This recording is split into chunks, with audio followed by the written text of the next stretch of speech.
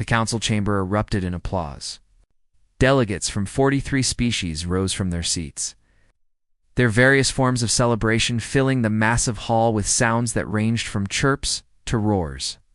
At the center podium, Director Chen stood perfectly still, her dark eyes scanning the crowd with an expression that revealed nothing, effective immediately.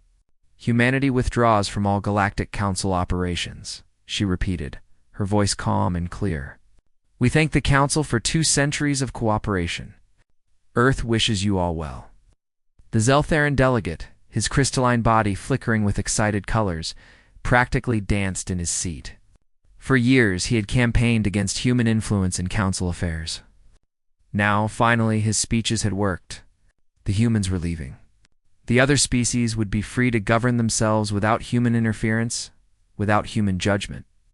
Without humans always acting like they knew better than everyone else, Ambassador Kurak of the Vendari did not celebrate. He sat in his chamber seat, his ancient scaled hands gripping the armrests, watching Director Chen's face. Kurok had lived for 300 years. He had studied Earth's history more thoroughly than perhaps any non-human alive. He knew their wars, their literature, their philosophy, and he knew something that made his blood run cold. Humans did not storm out when they were truly finished. They did not slam doors or make threats. They did not demand apologies or try one more time to make others understand. When humans were done, genuinely done, they simply left. Quietly, efficiently, completely. Director Chen bowed once. A gesture of respect that somehow felt like a goodbye to more than just a political arrangement.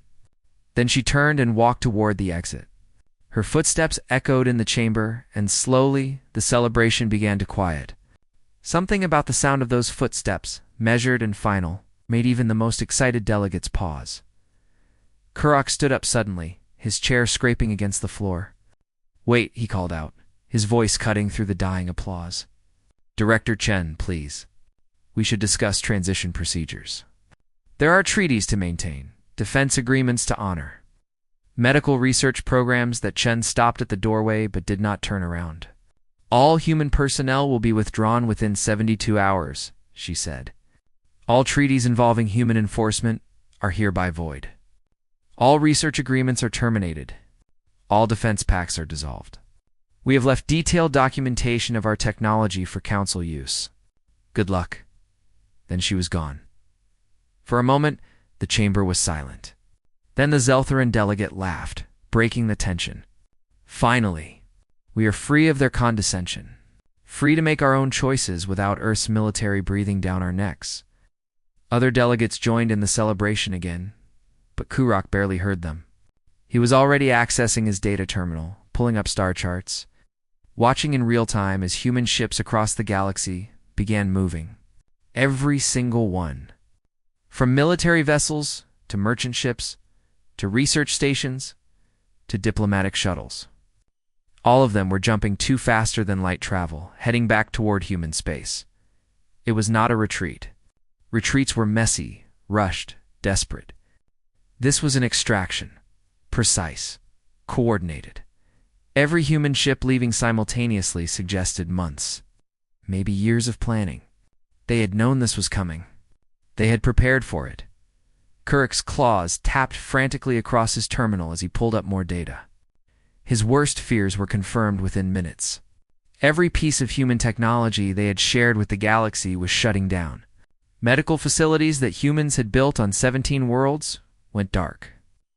Their systems locked behind encryption that would take years to crack. Defense installations along the border of what everyone called the Decay, that mysterious region of space where an ancient alien intelligence had been slowly consuming worlds for millennia, were being dismantled by automated systems. The humans had built those defenses, maintained them, died defending them. For 200 years, humanity had held the line against the Decay's expansion. And the Council had barely noticed because the humans made it look easy. Now they were leaving, and they were taking everything with them. "We need to send ships after them," Kurok said, standing up and addressing the Council. His voice was urgent now, almost panicked. "We need to understand what they are doing. The Decay defenses. The Decay has been quiet for decades. The Zeltheran delegate interrupted, waving a dismissive hand. Human fear-mongering. They wanted us dependent on their military. Well, we are not. We have our own forces, do we? Kurok asked sharply. Have you reviewed our fleet capabilities lately? Without human tactical support, without their logistics networks, without their early warning systems, we have ships, yes. But can we coordinate them? Can we maintain them? Can we deploy them effectively?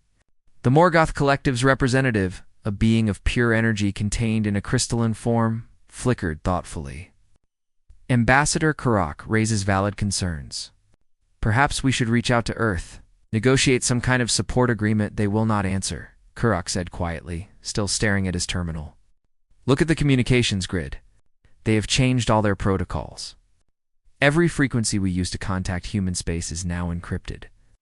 They are not interested in negotiations. Then we will manage without them, the Zeltheran delegate declared, as we should have been doing all along. The vote was called.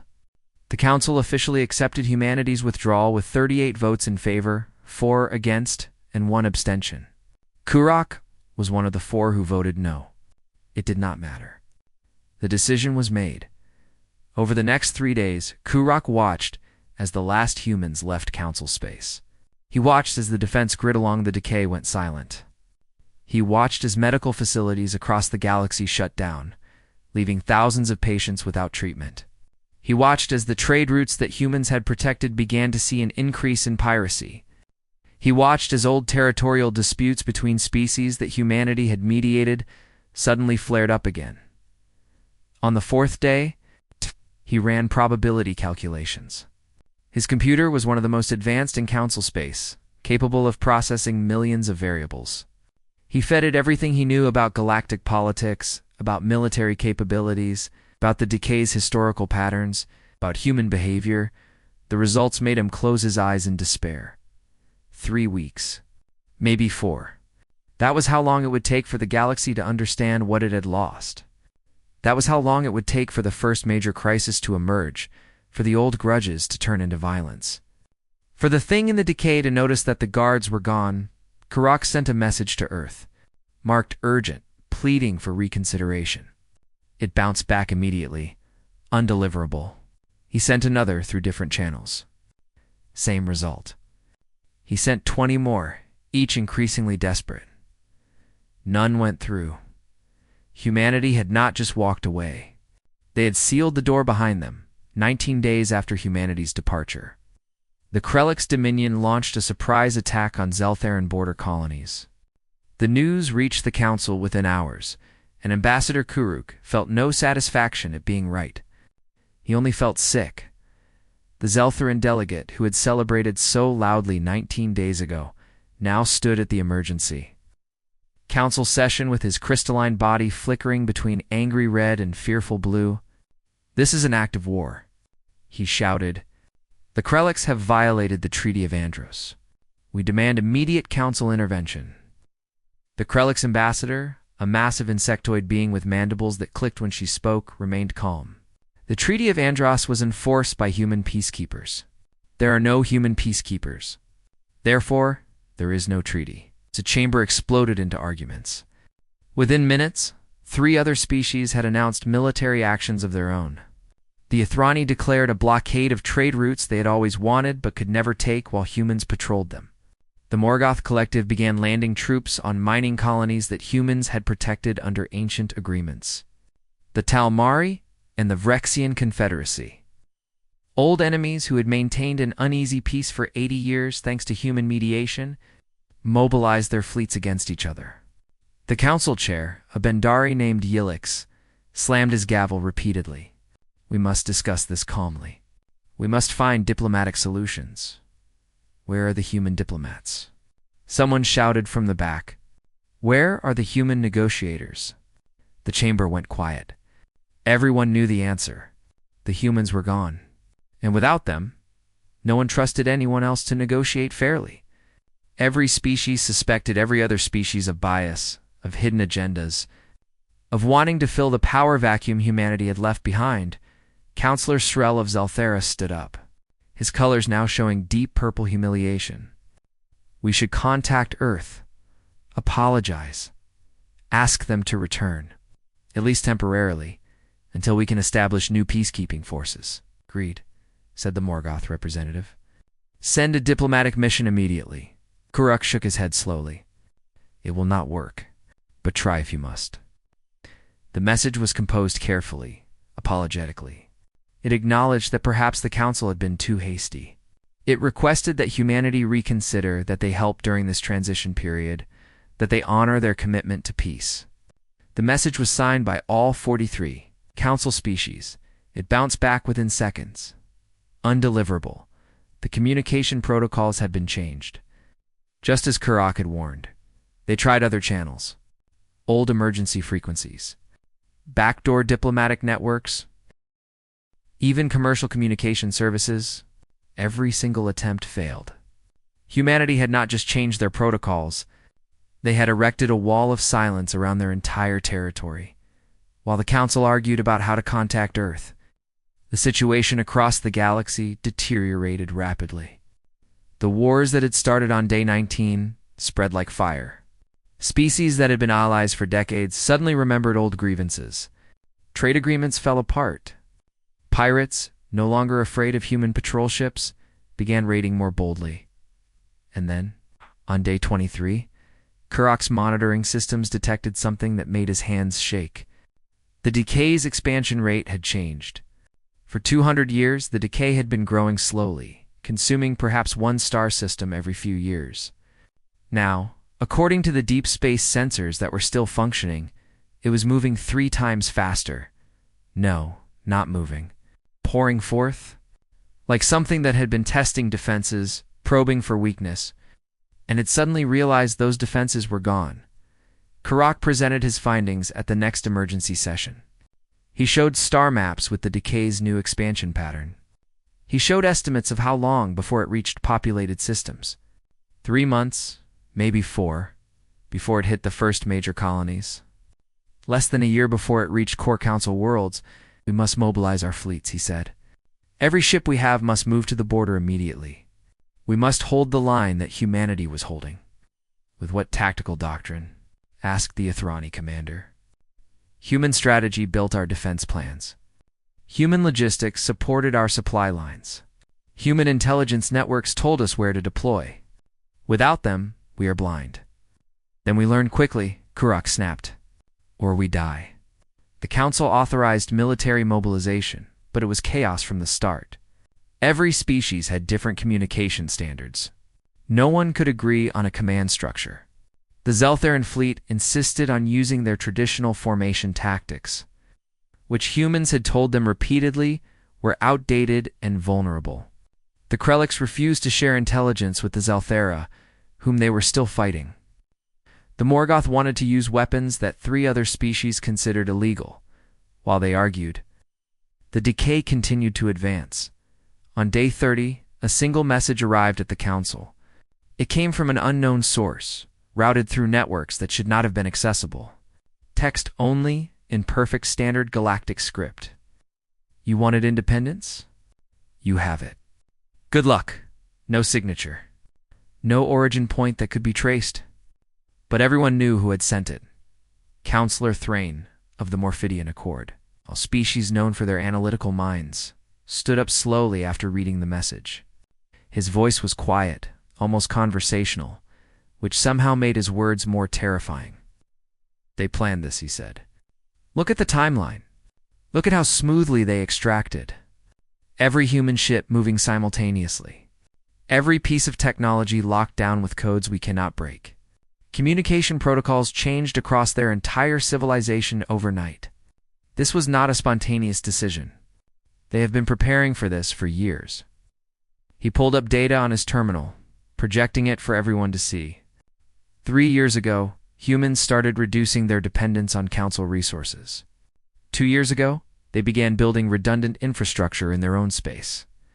18 months ago, they stopped sharing their newest technology with us. 1 year ago, they started quietly fortifying their borders. 6 months ago, human civilians began leaving Council space, slowly enough that we did not notice the pattern. The chamber was dead silent as Thrain continued. They knew we would vote them out eventually. They knew exactly what would happen when they left. The wars, the chaos, the decay. They knew all of it. And they prepared for our failure, not their return. But why? Strel asked, his colors flickering with confusion. Why prepare so thoroughly? Why not try harder to convince us? Karak answered before Thrain could. Because they did try. For decades. They warned us about the decay. They begged us to militarize, to unify, to prepare. We called them warmongers. They showed us evidence of growing threats. We called it fear-mongering. They asked for a stronger central command. We accused them of wanting power. He pulled up his own records, speeches and proposals and warnings from human delegates going back 50 years. All of them ignored. All of them voted down. They did not give up on us because they stopped caring, Karak said quietly. They gave up on us because they realized we would never listen. So they prepared to save themselves and let us face the consequences of our choices. We have to break through their borders, the Zeltharan delegate said desperately. Send a fleet. Force them to talk to us. That would be a mistake, Karak warned. They did it anyway. 60 ships, representing 17 council species, approached the Sol system 3 days later. They carried white flag signals on all frequencies. They broadcast messages of peace and desperate pleas for help. They were met at the border by a single human ship. It was massive, a dreadnought-class vessel that made the largest council warship look like a toy. Its name was broadcast clearly. Un-SF Consequence. A holographic transmission opened. A human woman appeared, her face weathered and hard, her uniform bearing the insignia of an admiral. Her name, Marker Reed Okonkwo. You are in violation of human space, she said flatly. Turn back. Please, the Zeltharan commander began. We need help. The galaxy is falling apart. Billions will die, yes. Admiral Okonkwo interrupted. They will. You made your choice. You celebrated when we left. You wanted to stand on your own? So stand. But the decay? We know about the decay. We have been studying it for 2 centuries while you pretended it did not exist. We know what is coming, and we are prepared. For ourselves. The council ships drifted in space, their commanders searching for words. Finally, the Morgoth representative spoke. What do you want? Resources. Territory. Political concessions. Name your price. Admiral Okonkwo's expression did not change. There is no price. We gave you 200 years. We lost millions of our people, defending species that voted to exclude us from decisions about our own sacrifices. We are done. This is not negotiation. This is goodbye. You would let entire civilizations die? Srel asked, his voice breaking. No, Okonkwo said quietly. You will let them die. You made these choices. Not us. We tried to help. You refused our help and called it oppression. Now you want us back because you realize you cannot survive without us. But we realize something too. We can survive without you. The UNSF Consequence powered up its weapons. Not aiming, just demonstrating capability. The council ship's sensors went mad trying to analyze what they were seeing. The power readings were impossible. That single ship could destroy their entire fleet. Leave, Admiral Okonkwo said. Do not return. The next incursion into human space will be considered an act of war. You have enough enemies. Do not make us one of them. The transmission ended.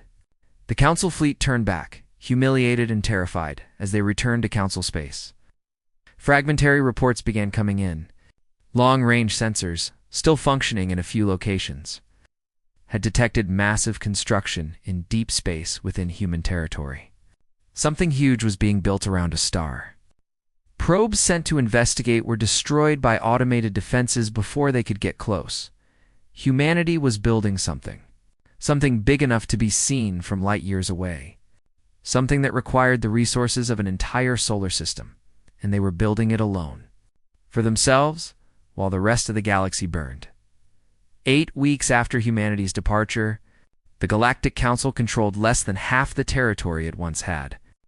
14 species were at war with each other. The decay had consumed 47 star systems, and its expansion showed no signs of slowing. Refugee ships crowded every safe harbor. Bringing disease and desperation with them, Ambassador Kurok stood in what was left of the Council's intelligence center, staring at screens that showed disaster after disaster. Medical facilities across the galaxy had stopped working when human licenses expired. Plagues that human medicine had controlled for decades were spreading again. The Zeltheran homeworld had 3 million sick with a disease that human doctors could have cured in ours. Can we break the encryption on the medical systems? Kuruk asked the Bendari technician, working frantically at a console.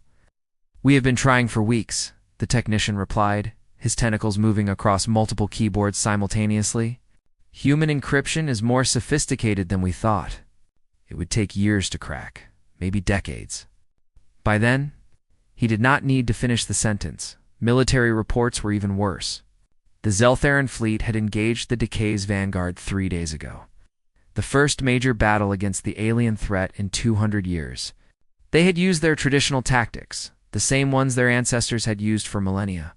The same tactics humans had repeatedly warned were outdated and suicidal against an enemy with superior technology. 60% casualties. The Zeltheran fleet had been decimated in less than 4 hours. The surviving ships had retreated in chaos, leaving behind wreckage and the bodies of thousands. And the Decay's forces had not even slowed down. They had simply consumed the destroyed ships and continued advancing. They did not fight like we expected, the Zeltheran commander had reported, his colors fluctuating with shock and grief. They adapted to everything we did. Every tactic we used, they countered within minutes. It was like they were learning from us in real time. Kurok had read that report and felt his blood turn cold. Learning in real time. That was exactly what humans had warned the Decay could do. That was why humans had used constantly changing tactics. Why they had never fought the same way twice. Why they had been so strict about information security. They had understood the enemy. The council had not bothered to learn an emergency session was called, but it felt like a funeral. Species representatives who had once argued passionately about politics now just looked tired and scared. Some seats were empty because those delegates had fled to their homeworlds. Others were empty because those homeworlds no longer existed. Consumed by the Decay or destroyed in the wars, Kuruk stood to present his latest research. He had spent weeks analyzing every piece of data humans had left behind. Every report they had filed, every warning they had given. What he had discovered made him want to scream. Humanity was not just our peacekeepers, he began, his voice heavy with exhaustion. They were the foundation holding everything together. We thought they were one part of the system, important, but replaceable. We were wrong. They were the system. Pulled up data showing the hundreds of crises humans had been managing that the Council never knew about. Border disputes mediated before they became violent. Pirate operations disrupted before they grew powerful. Early warning systems detecting threats before they arrived. Logistics networks keeping trade flowing smoothly. Medical response teams handling outbreaks. Disaster relief operations. Technology sharing programs. Educational exchanges. They were doing all of this quietly, without asking for recognition, Kurok continued. They were not controlling us. They were protecting us from ourselves and from threats we did not even see. And when we told them to leave, they took all of that away. Not out of spite. Simply because it was theirs to take. Counselor Vesh of the Talmari, usually calm and logical, was shaking. We did not just lose our defenders. We lost the only species that actually cared whether we survived. That is not completely accurate, Counselor Thrain interjected. They still care. That is what makes this so terrible. If they did not care, they would have just watched us destroy ourselves. Instead, they tried for decades to prepare us. They begged us to unify, to militarize, to take threats seriously. We refused every time. They care, Counselor Vesh. They just finally accepted that we would never listen. The Zeltheran delegate, who had led the campaign to expel humanity, sat silently. His colors were a muted gray, the shade of deep shame among his people. He had not spoken in 3 sessions. There must be something we can do, Srel said desperately. Some way to convince them. What if we offered them complete control? Full authority over the council? They do not want control, Kurak said tiredly. They wanted cooperation. There is a difference. You cannot offer them power when all they wanted was partnership. Then what do they want? To survive, Kurak answered simply. That is all. They have written us off as unsavable and are focused on their own survival. A desperate plan was formed. It was risky, probably illegal, and potentially suicidal. But the council was out of options. A black operations team would infiltrate human space, steal whatever technology they could, crack military databases, take anything that might help. They would force humanity to help one way or another. The team was the best the council had. 12 operatives from 6 different species, all trained in stealth and covert operations. They used a smuggler ship with false identification and took a roundabout route toward human space. They were detected within 3 minutes of crossing the border, human defense systems that should not have been able to see through their stealth technology tracked them perfectly. Jamming systems that should have blocked sensors did nothing. Every trick they tried failed. The ship was disabled by weapons that struck with impossible accuracy, then boarded by human marines in armor that made them look like machines. The entire operation, from detection to capture, took less than an hour. The operatives were treated well, given medical care, fed, and held in comfortable cells. 3 days later, they were put on trial in a human court. The trial was fast, fair, and humiliating. Every rule they had broken was documented. Every law they had violated was explained. The evidence against them was overwhelming because humans had recorded everything. The sentence was immediate.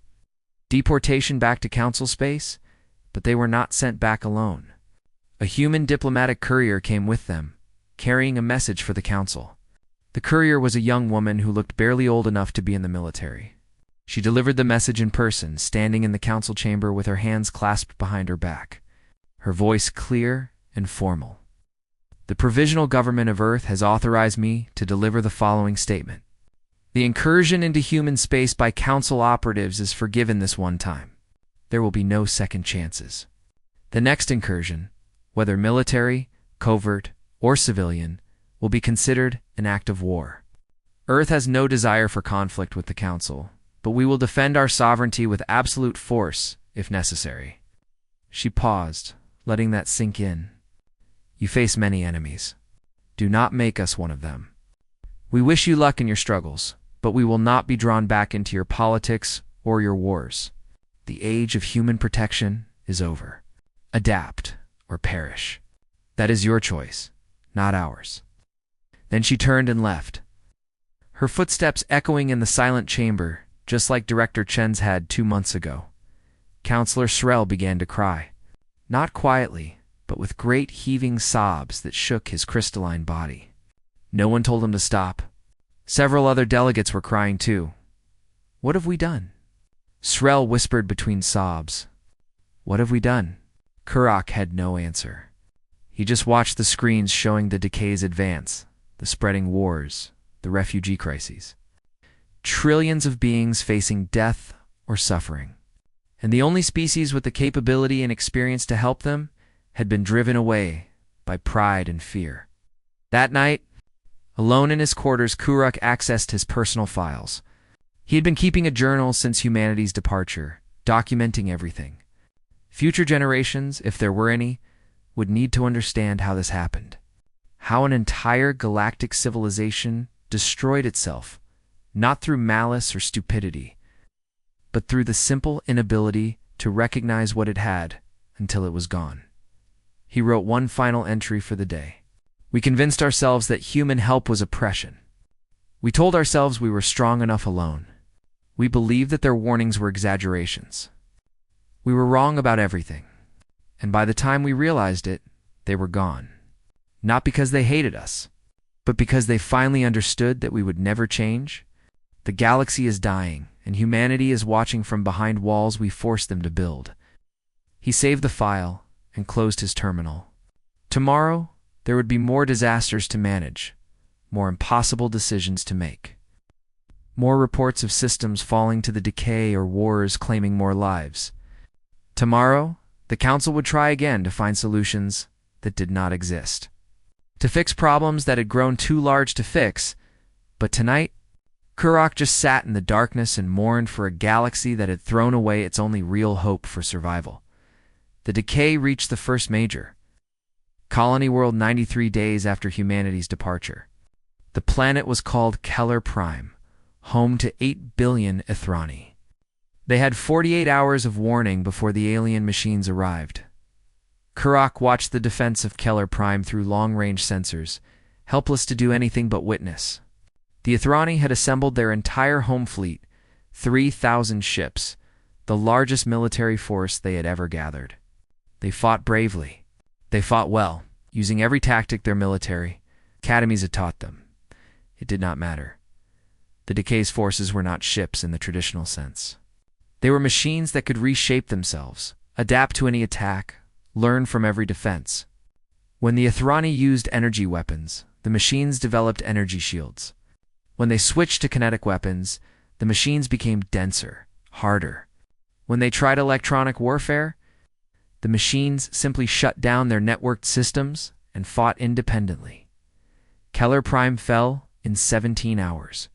8 billion people gone. The planet itself was being consumed, its mass converted into more machines. More death spreading through the galaxy. The council chamber was silent when Kurok delivered the report. No one argued. No one proposed solutions. They just sat there, staring at casualty numbers that were too large to truly comprehend. "We need to understand what we are fighting," Counselor Thrain said finally. "Kurok, you have been studying the human archives. Is there anything there? Anything that explains what this is?" Kurok had been dreading this moment. "Yes," he said quietly. "There is. I found it 3 days ago. I have been trying to verify it, hoping I was wrong. I was not wrong." He pulled up files from the human military database they had left behind. Classified files marked with security levels that would have gotten anyone court-martialed for accessing them. But the humans had left the encryption deliberately weak on these particular files. They wanted the council to find them. Eventually, 30 years ago, human deep space researchers identified the decay, Kurok began. They gave it a different name. They called it the Architects. According to human analysis, the Architects were once a biological civilization. Perhaps 3 million years ago, they achieved what humans call technological singularity. They merged with their machines, transcended biology, became pure intelligence. He paused, making sure everyone was paying attention. But something went wrong. Perhaps the transition was flawed. Perhaps they made a mistake in their programming. Perhaps they simply went insane over millions of years. Whatever the reason, they lost their original purpose. Now they have only one function: to consume all matter and convert it into more of themselves. They are not evil. They are not malicious. They are simply doing what they were programmed to do, like a virus that cannot stop replicating. Humans knew this for 30 years. Srel asked, his colors showing disbelief.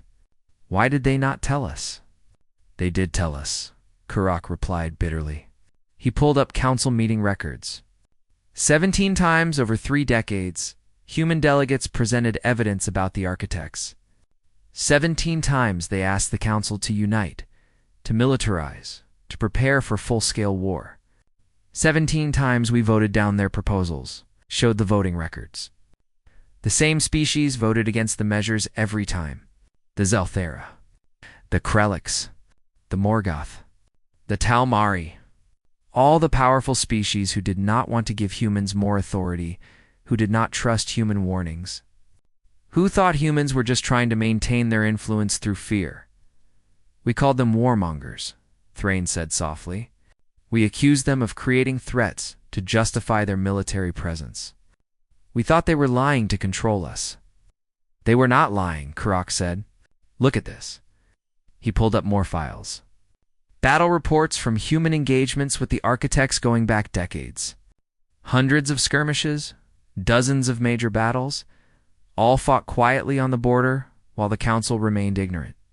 Casualty lists showing tens of thousands of human deaths. Research papers analyzing architect tactics, technology, and strategic goals. Humans have been fighting this war alone for our entire lives, Kurok said.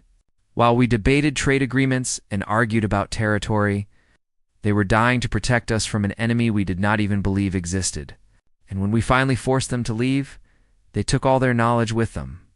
Not because they wanted us to die, but because they knew we would never use the information effectively anyway. More data appeared on the screens. Intelligence reports showing that humanity had mapped the architects' expansion patterns, predicted their next moves, developed countertactics. All of it useless now because the Council did not have the military coordination to implement. Human strategies. Then Kurok showed them something that made several delegates gasp. Deep space telescope images from the edge of human territory pointing toward the galactic core. Massive fleets of human ships, hundreds of colony vessels. And something else, something enormous being constructed around a star. This was detected 4 weeks ago by a Council observation post before the architects destroyed it, Kurok explained. Humans are building something. Our scientists analyzed the energy signatures. It is a stellar converter. What does that mean? Srel asked. It means they are turning a star into a weapon, Thrain answered, his voice hollow. A directed gamma-ray burst generator. A weapon that can sterilize entire sectors of space. The Council chamber erupted in shocked voices. A weapon of that magnitude had been theorized, but never built. The sheer energy required, the technology needed, the resources necessary.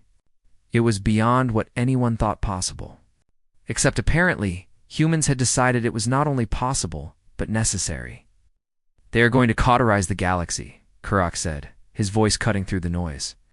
They are going to draw a line and burn everything on the other side of it. The architects, the Council species, the wars, everything. They will sacrifice half the galaxy to save the other half. They cannot do that, Srel protested. That is genocide on an unimaginable scale. Trillions would die, entire civilizations, yes, Kurok interrupted. And humanity has decided that it is preferable to letting the architects consume everything. They are doing math we refuse to do. Triage on a galactic scale. Save what can be saved.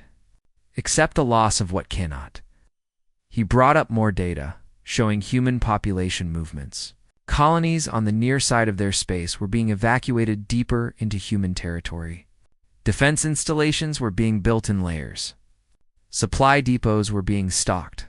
Refugee centers were being prepared, but only for humans? They're not hiding, Kurok said. They are evacuating, preparing.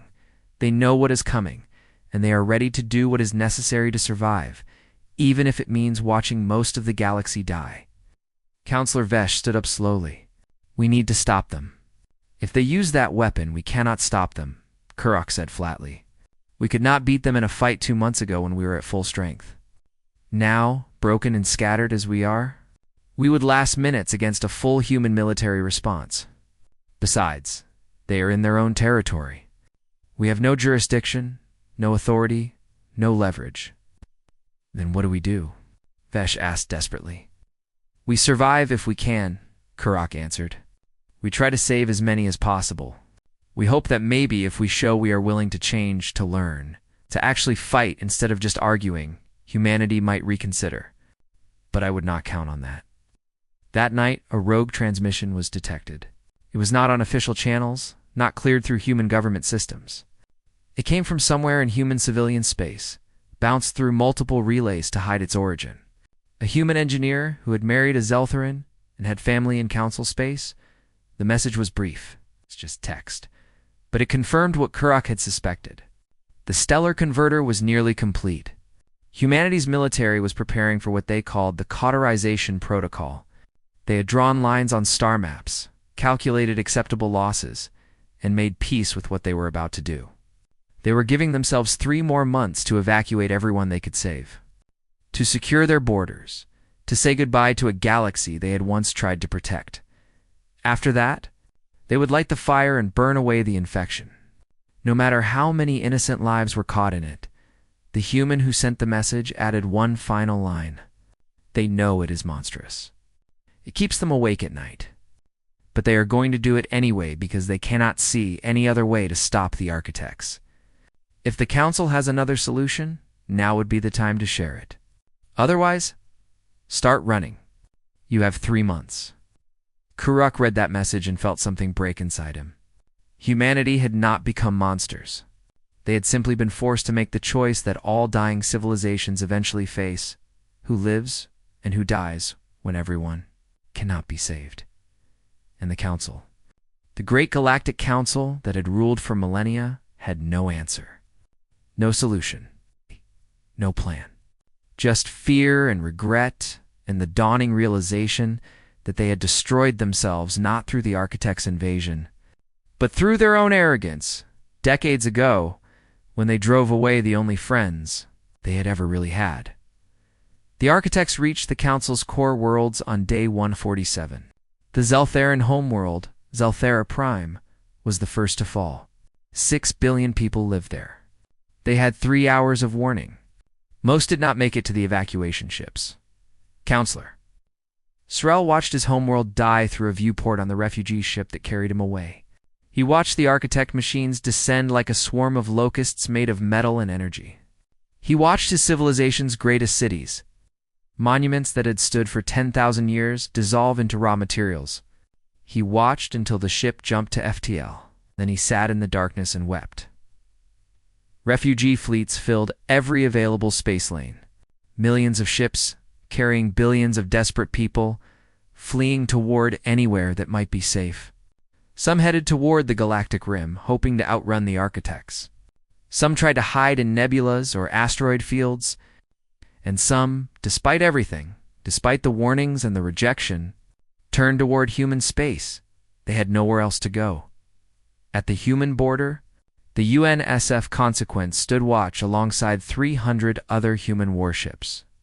It was the largest military formation the Council refugees had ever seen.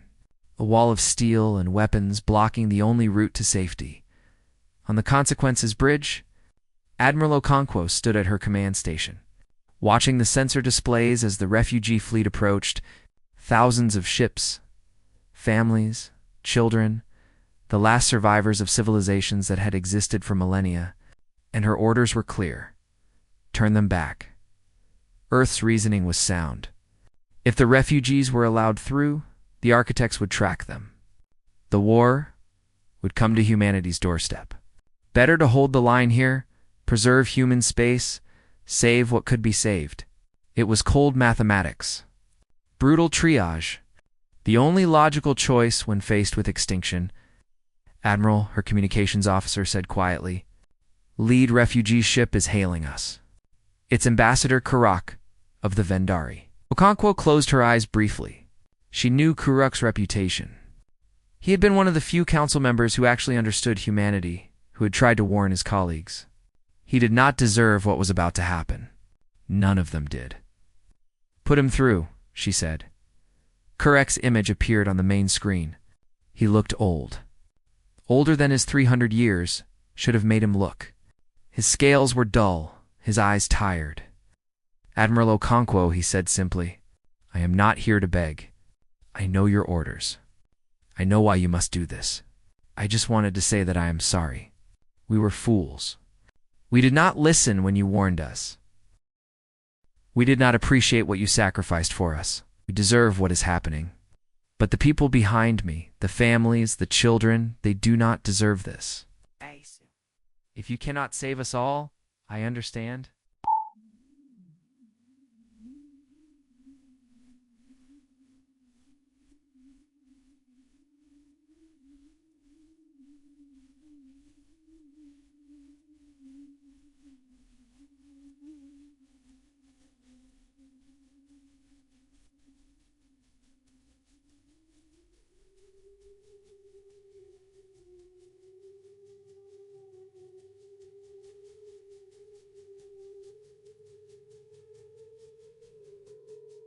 Porter will score right.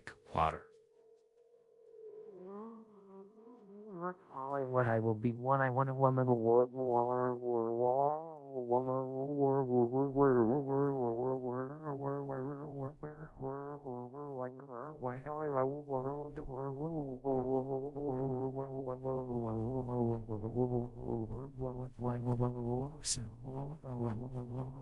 His voice trailed off. He was not begging. It was simply a tired old man who had watched his world burn, asking for mercy for those who might still be saved. Okonkwo felt something twist in her chest. She had been in the military for 30 years. She had made hard decisions before. But this was different. "I have my orders, Ambassador," she said, and hated how cold her voice sounded. "I'm sorry, the channel closed." The refugee fleet drifted in space, nowhere to go, the architects only hours behind them.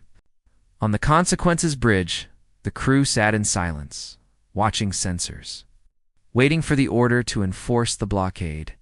Then Ensign Marcus Chen spoke up. He was young, barely 22, fresh from the academy. He should not have spoken. Junior officers did not question admirals, but he spoke anyway, his voice quiet but clear. "My grandmother fought in the liberation of Kalmar," he said. "Back before I was born. She told me a story once about when their ship found a colony under attack. Command said they couldn't stop to help, that the mission was too important. But the captain decided the mission could wait. She told me the captain said something she never forgot.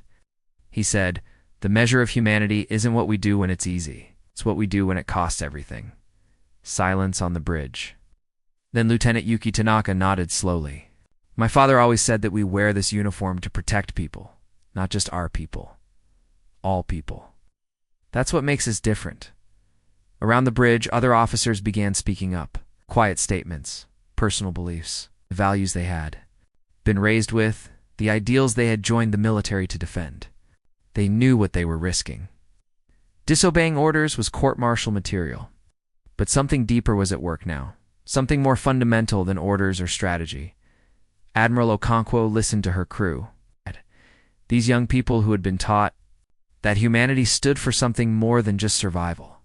She thought about her own career, all the battles she had fought, all the species she had protected. She thought about why she had joined the military in the first place. 40 years ago, when she was as young as Ensign Chen, it had not been for Earth. It had been for everyone. She looked at the refugee fleet on her sensors. Millions of people who were about to die because of a choice their leaders had made decades ago. People who had never voted to expel humanity, who had probably never even thought about politics, who just wanted to live and raise their families and exist. Then she looked at her crew, at these young faces waiting for her decision, and she realized something. Orders were important. Strategy was important. But if she turned away those refugees, if she let them die when she had the power to save them, what would that make her? What would it make humanity? They would survive. Yes. But would they still be who they claimed to be? "Communications," she said slowly. "Signal Earth Command. Inform them that the border fleet is opening humanitarian corridor for refugees. We are engaging architect forces to buy evacuation time. This is my decision and my responsibility." Her first officer, Commander Rodriguez, looked at her with wide eyes. "Admiral, you'll be court-martialed. We all will." Probably Okonkwo agreed. "But we'll be court-martialed for doing the right thing. I can live with that." "Can you live with watching them all die when we could have helped?" Rodriguez thought. For exactly 2 seconds. "No, ma'am, I can't." "Then let's get those people to safety. All ships, open the corridor. Combat wings, engage the architects. By these people, every second we can." The human fleet moved with precision that made Kurak weep. Half the ships formed an escort corridor, guiding the refugee fleet through at maximum speed. The other half turned to face the architect swarm that was pursuing. It was the bloodiest battle humanity had fought in 2 centuries. The architects had been studying human tactics for decades, adapting, learning. They were ready for everything the human fleet threw at them. Ships died. Thousands of humans sacrificed themselves too by minutes, seconds, for refugees who would never know their names. The UNSF Consequence died holding the line. Admiral Okonkwo stayed on the bridge until the end, watching refugees escape. Knowing she had made the right choice, even as her ship came apart around her. Her last transmission was simple. They're through. It was worth it. 70% of the border fleet was destroyed, over 30,000 human lives lost in 6 hours of fighting. But the refugees made it through. 2 million ships carrying 5 billion people from 14 different species. Saved because humanity chose compassion over pragmatism. Earth's government was furious. Court-martial orders were issued immediately for every surviving officer. But something unexpected happened. The public would not accept it. Protests erupted across every human world. People took to the streets, by the millions, demanding the charges be dropped, demanding humanity honor its fallen heroes, demanding that they not betray the sacrifice that had been made. They died for what we claim to believe in. One protester's sign read, "Honor that, or admit we're liars." The charges were dropped. More than that, Earth's parliament was forced to convene and ask fundamental questions about who humanity wanted to be. Did they want to survive at any cost, or did they want to survive as themselves? Could they really wall themselves off and watch the galaxy burn, knowing they could help? The debate lasted 3 days. It was broadcast across all human space. Arguments for isolation were compelling. Arguments for intervention were emotional. But in the end, the decision was made not by politicians, but by ordinary people. Millions of humans volunteered for military service. Donations poured in for refugee aid. Engineers offered to share technology. Scientists volunteered to help rebuild. Humanity was going back to war. Not because the council had apologized, not because they were being rewarded, but because it was the right thing to do. But this time, it would be different. This time, they would set the terms. Ambassador Kurok stood in what was left of the council chambers, now relocated to Luna in Earth's solar system. The old council was gone. Only 16 species had survived with enough population to maintain governments. They gathered not as rulers but as survivors, grateful to be alive, ready to listen. Director Sarah Chen, daughter of the woman who had announced humanity's departure 5 months ago, stood at the human delegation table. She looked like her mother, had the same quiet intensity. "Humanity will fight," she said, "but not under the old system. No more councils where powerful species outvote the weak. No more politics deciding military strategy. It's no more separate fleets with separate agendas. If we do this, we do it as a true federation. Equal representation, unified command, shared sacrifice." She pulled up a document on the main screen. This is a draft constitution based on human governmental structure, but modified for multi-species cooperation. Individual liberty, collective, defense, rule of law, and the understanding that freedom requires eternal vigilance. We're not asking you to become human. We're asking you to become partners instead of dependents. Kurok read through the document carefully.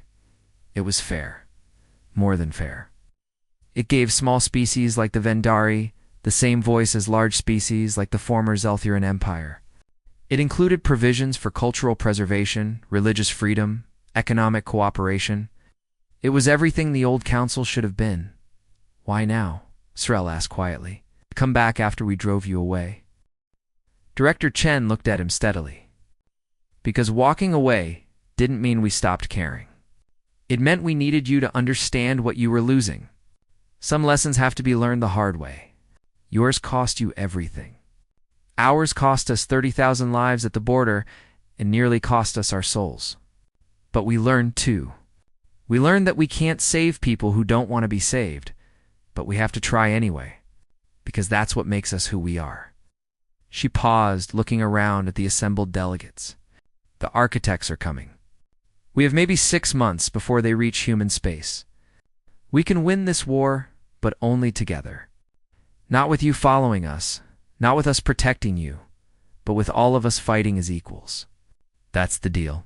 Take it or leave it." The vote was unanimous. The new Galactic Federation was born from the ashes of the old council, built on principles of equality, cooperation, and the hard lessons learned from near extinction. The combined fleets began forming immediately. Human officers trained council species in modern tactics. Council species shared their unique technologies. Engineers from a dozen civilizations worked together to develop new weapons, new defenses, new strategies. For the first time in galactic history, Species truly cooperated instead of just coexisting. The architects continued advancing, consuming worlds, spreading like a plague. But now they faced something they had not encountered in 3 million years. Organized, determined resistance. Not just one species fighting alone, but an entire galaxy united. The first major engagement came 3 months later at the Nexus cluster. Human battleships fought alongside Zeltharan cruisers. Vendari fighters covered Morphidian carriers. Talmari engineers kept the weapons running, while Krelix marines boarded and destroyed Architect command nodes. It was chaos. It was messy. But it worked. The Architects retreated for the first time in recorded history, in the command center on Luna. Director Chen watched the battle reports with Kurok beside her. They had become unlikely friends, bonded by shared tragedy and the desperate hope that maybe, just maybe, they could save what was left of galactic civilization. "Do you think we can win?" Kurok asked quietly. Chen was silent for a long moment. "I think we can survive. Whether we win depends on how we define victory. If victory is going back to how things were, then no. That galaxy is gone.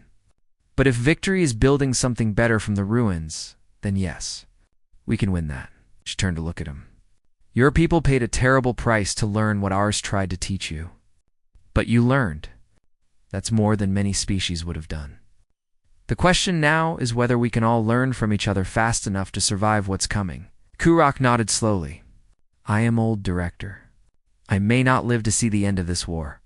But I am grateful that at least we are fighting it together, as we should have been all along. We'll get through this," Chen said with more confidence than she felt. "Because we have to. Because the alternative is unthinkable. And because finally, after all this pain and loss, we understand what you've been trying to tell us for 200 years. That survival isn't about being the strongest or the smartest. It's about being willing to stand together when the darkness comes. And the darkness is here, Ambassador. But so are we." In the deep dark between the stars, the Architects continued their advance. But now, for the first time in their long existence, they faced resistance that adapted as quickly as they did, that learned from mistakes, that fought with coordination they could not match. They faced not just humanity, but humanity's most dangerous weapon, the ability to bring others together. To forge unity from diversity, to turn bitter enemies into steadfast allies. The war was far from over. Trillions had already died. More would die before the end. But the galaxy had hope again, not because humanity had saved them, but because they had finally learned to save themselves. Together, and in the darkness, the Architects were learning something that would ultimately doom. Humanity's real strength was never their weapons or their tactics. It was their stubborn, foolish, magnificent refusal to give up on others, even when those others had given up on themselves.